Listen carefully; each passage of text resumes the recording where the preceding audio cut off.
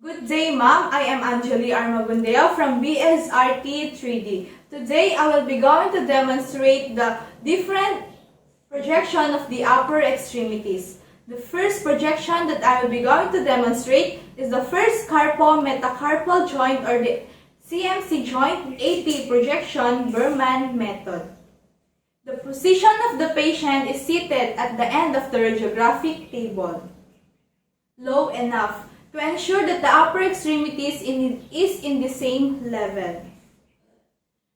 The elbow of the patient is extended.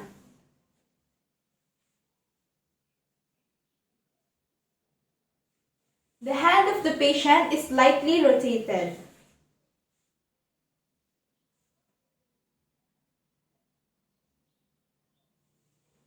Place a loop of bandage on the 2 to 5th digits in the hand of the patient. Hyperextend.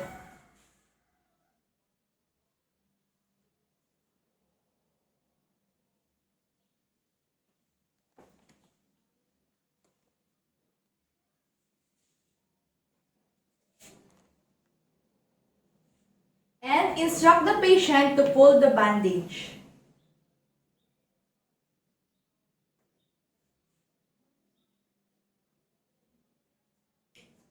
The central ray is angled 45 degrees towards the wrist, entering the first CMC joint.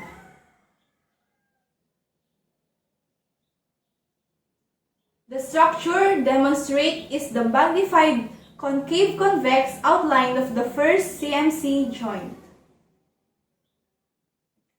The next projection will be the first MCP joint or the metacarpophalangeal joint, PA projection folio method. Place the patient in sitting position facing the radiographic table.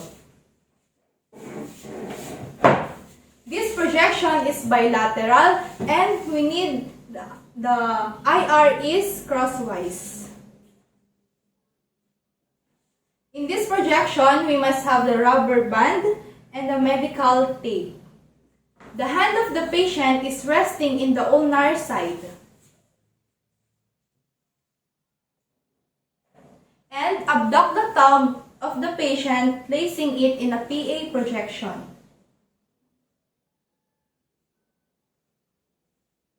Ensure that the thumb of the patient is at the center of the IR. Place the rubber band at the distal tip of phalanges of the patient. And place a medical tape between the first metacarpal bodies.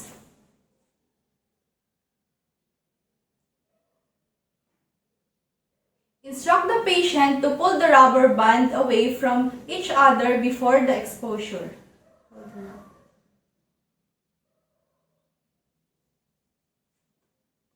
The central ray is perpendicularly directed at the point midway both hands at the level of the first MCP joint. This projection is demonstrate ulnar collateral ligament rupture or the Scare's thumb. The next projection will be the first carpo-metacarpal joint, AP projection Robert method.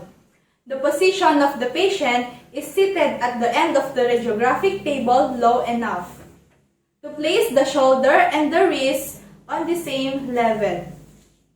The entire limb must be on the same level to prevent elevation of the carpal bones and closing of the carpo-metacarpal joint. Extend the limb straight on the X-ray table and rotate internally to place the posterior aspect of the thumb on the IR.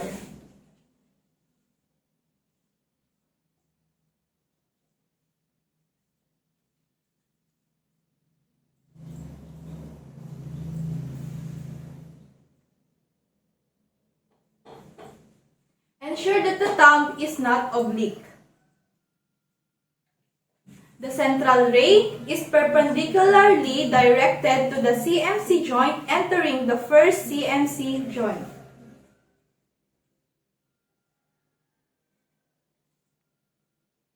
The structure shown is the first CMC joint free from superimposition. The next projection that I will be going to demonstrate is in the hand. The first projection in the hand is PA projection.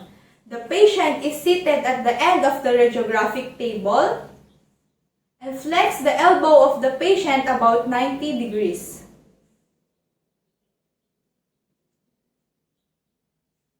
Pronate the hand with palmar surface in contact with the cassette. And spread the fingers of the patient. Ensure that the hand of the patient is centered at the IR. The central ray is perpendicularly directed, entering at the third MCP joint.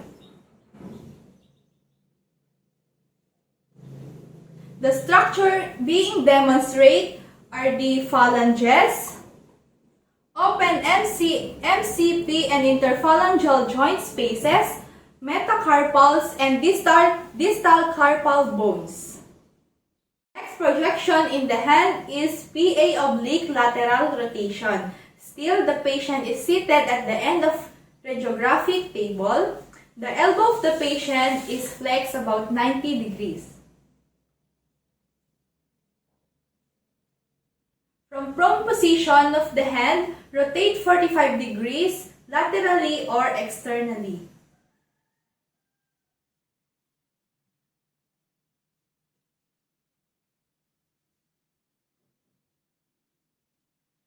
Ensure that the obliquity does not overlap the metacarpal's head. The central ray is still perpendicularly directed, entering third MCP joint. The structure shown are the PA projection of the hand with phalanges and metacarpals laterally. The next projection will be AP oblique medial rotation, Norgard method. The position of the patient is seated, facing the X-ray table. This projection, also referred as a ball catcher's position. Place the hand of the patient in supine position. Then, internally rotate the hand in 45 degrees. The patient phalanges are in position as if she is catching a ball.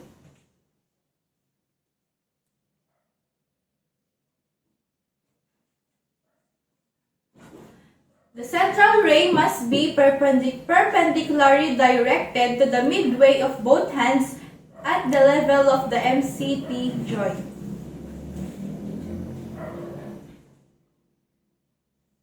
This method is useful in detecting rheumatoid arthritis. And the last projection of the hand is lateral projection. And there are 3 sets of lateral projection in our hand. First is the lateral extension.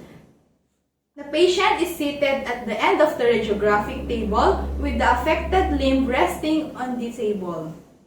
The hand is resting on the ulnar surface. Ensure that the phalanges and metacarpals are completely superimposed and the first digit must be abducted.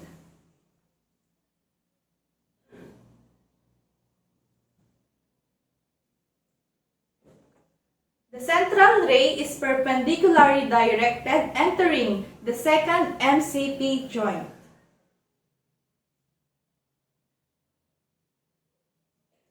The structure shown is the phalanges and metacarpals that are completely superimposed and distal carpal bones.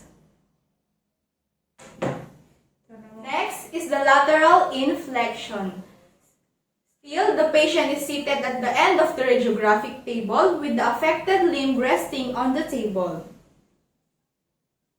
Instruct the patient to flex the hand in natural arc.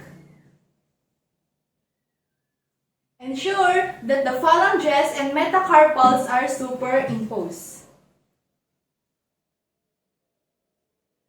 The central ray is still perpendicularly directed, entering the second MCP joint. This is useful in demonstrating foreign bodies. The last lateral projection is fan lateral. Still, the patient is seated at the end of the radiographic table with the affected limb resting on the table. Ensure that the hand is resting on the ulnar side and the metacarpal are still superimposed. Spread the fingers and the thumb into a fan-style position.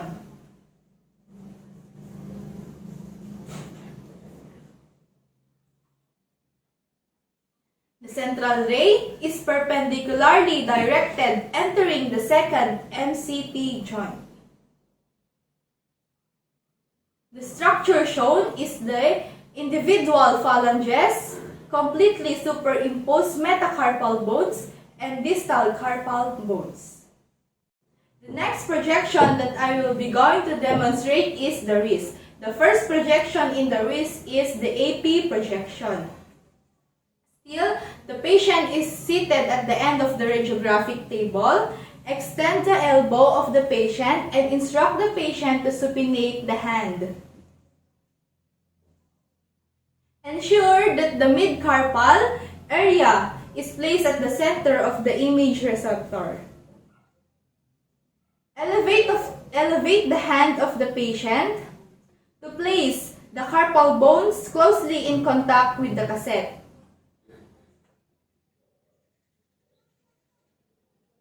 The central ray is perpendicularly directed, entering the midway carpal area.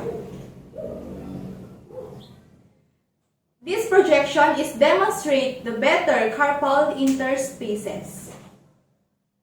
Next projection in the wrist is the lateral projection. The patient is seated at the end of the radiographic table.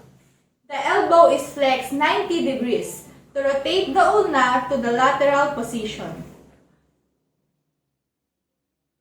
Ensure that the wrist joint is placed at the center of the IR and the thumb is abducted.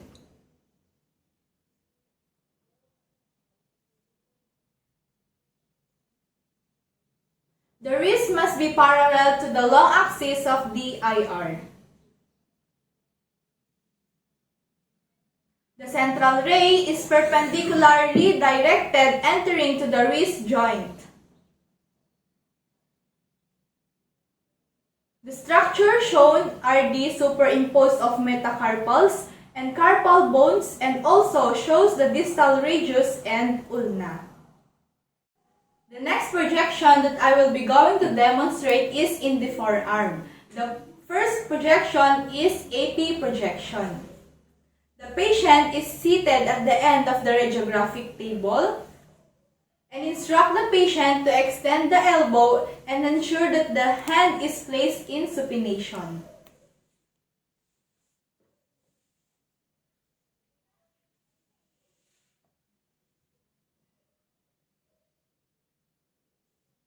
To properly place the forearm into AP, ensure that the epicondyle of humerus are placed parallel to the IR and the humerus and forearm are in the same horizontal plane.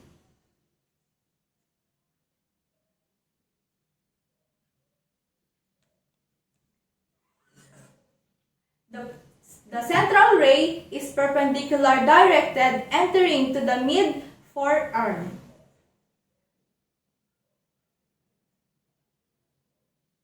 The structure shown are the distal humerus, proximal carpal bones, radius, and ulna.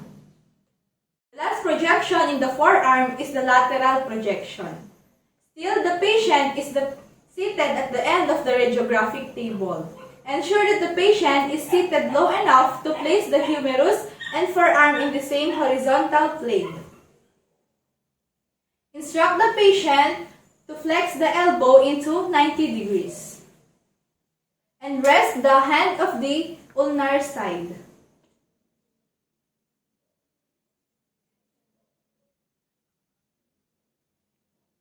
The central ray is perpendicularly directed, entering to the mid-forearm. These projections demonstrate the proximal row of carpal bones and lateral of the forearm. It is also shows the radius and ulna are superimposed. Next projection that I will be going to demonstrate is in the elbow. The first projection will be the AP projection. The patient is seated at the end of the radiographic table, low enough to place the shoulder joint and humerus in the same level. The hand of the patient is extended and insupinated. And ensure that the center the IR to the elbow. Ensure that the longitudinal axis of the elbow is parallel to the longitudinal axis of the IR.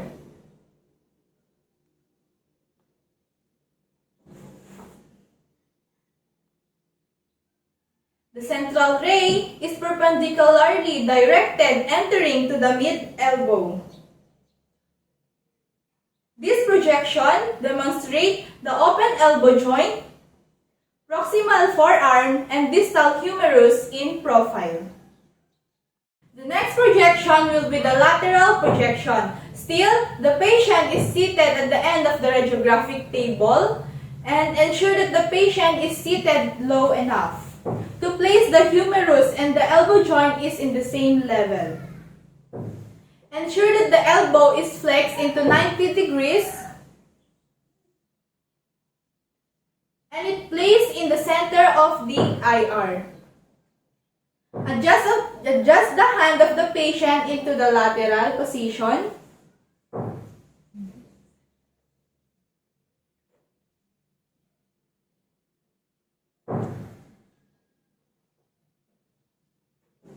The central ray is perpendicularly directed to the elbow joint.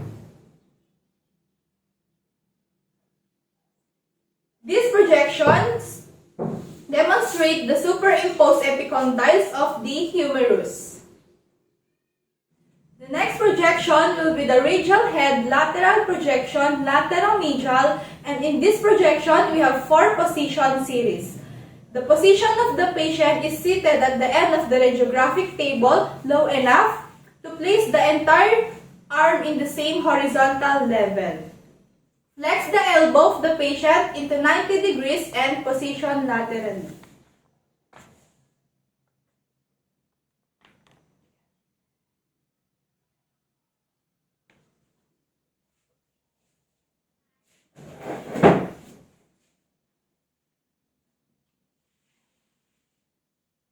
The first exposure is the hand is supinated as much as the patient can.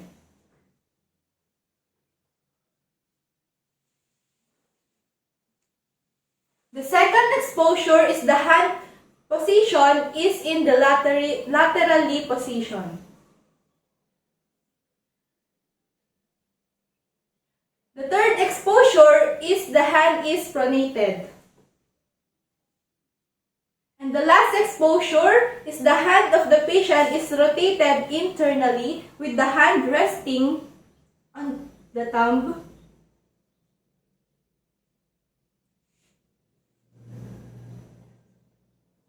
The central ray is perpendicularly directed to the elbow joint.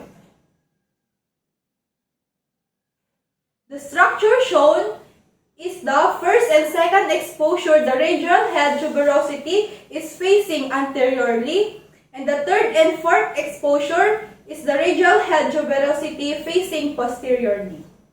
The next projection is a distal humerus AP projection partial flexion. The patient is seated at the end of the radiographic table, low enough to place the entire humerus in the same level.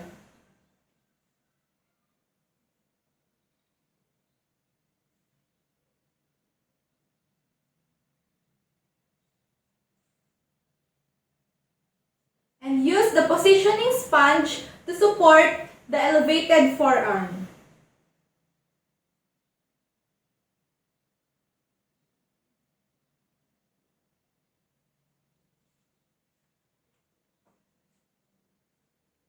The central ray is perpendicularly directed to the humerus, traversing the elbow joint.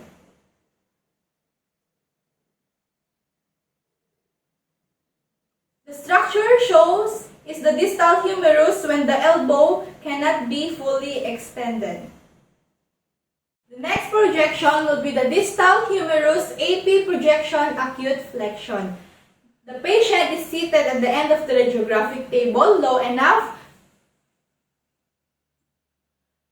with the elbow fully flexed.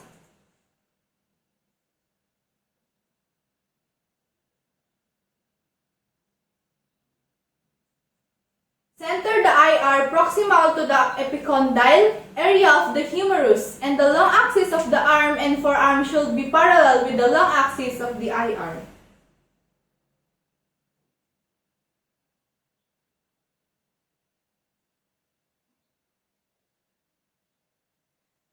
The central ray is perpendicularly directed to the humerus, approximately 2 inches superior to the olecranon process.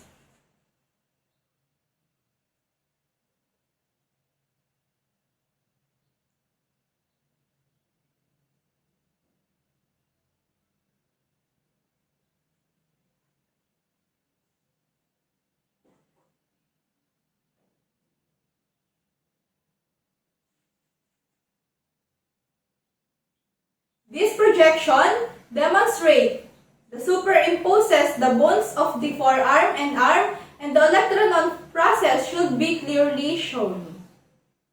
The next projection is the proximal forearm acute flexion. Still, the patient is seated at the end of the radiographic table, low enough, with the elbow fully flexed.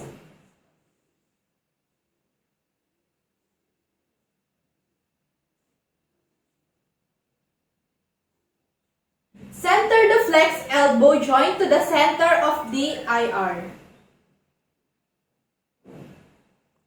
The long axis of the superimposed forearm and arm should be parallel with the long axis of the IR.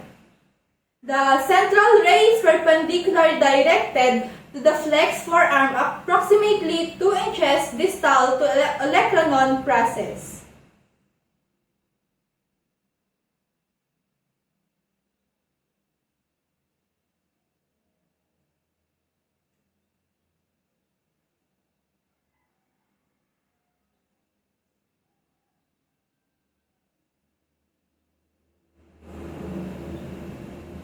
The structure shown is the superimposed bone of the arm and forearm are outlined, and the elbow joint should be more open than for projection of the distal humerus. Projection is a proximal forearm partial flexion. The patient is seated positioned high enough to permit the dorsal surface of the forearm to rest on the table. Ensure that the hand of the patient is supinated. The forearm of the patient is in contact with the IR and the humerus is elevated.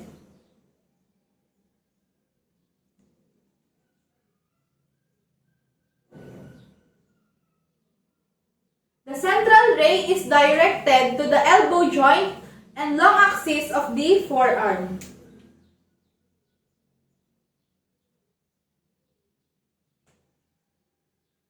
The structure shows the proximal forearm when the elbow cannot be fully extended. The next projection is in the scaphoid, the PA and PAHL projection, Rafford and Long method. The patient is seated at the end of the radiographic table, and the elbow of the patient is flexed 90 degrees, and ensure that the hand is pronated. The mid-carpal area is placed at the center of the IR. And the hand of the patient is in ulnar deviation.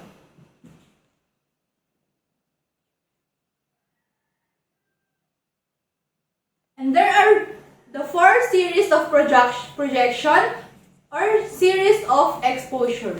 The first exposure is the 0 degrees perpendicular. And the second exposure is the 10 degrees cephalad angle.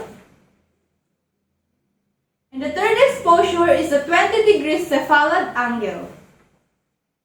And the last exposure is the 30 degrees cephalad angle.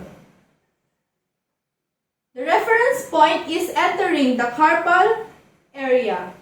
And in this projection, it demonstrates the scaphoid with minimal superimposition.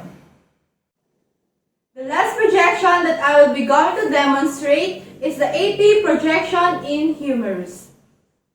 We will be going to use the 11 by 14 cassette. And the patient position is in standing position, slightly facing the IR.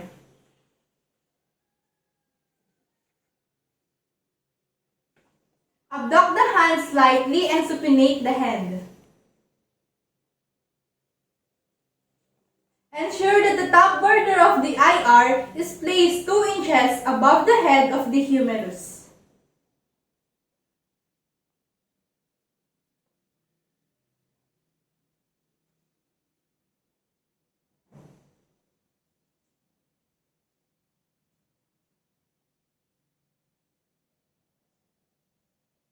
The central ray is perpendicularly directed to the mid portion of the humerus and the center of the IR.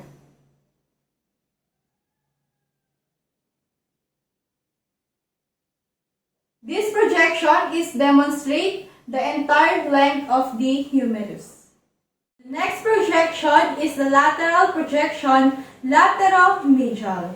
The position of the patient is still standing, and the body of the patient is rotated slightly. To place the humerus in contact with the IR, the palm of the patient is rested on the hip.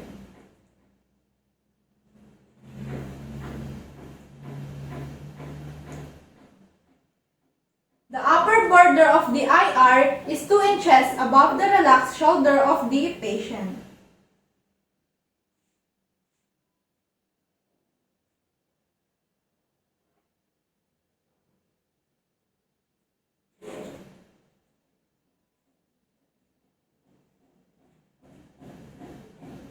The central ray is perpendicularly directed to the mid-humerus.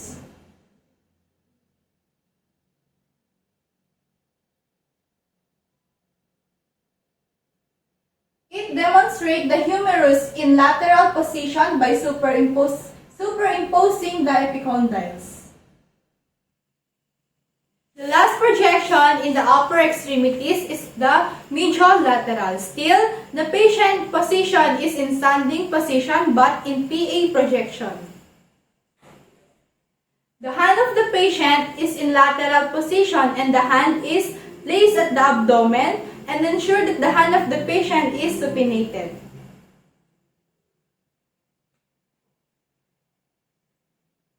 The upper border of the IR is 2 to 3 inches above the shoulder of the patient.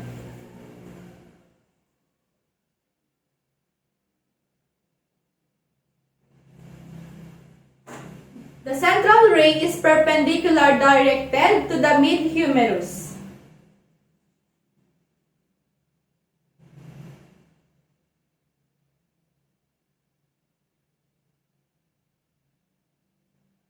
This projection demonstrates the humerus in lateral position by superimposing the epicondyles.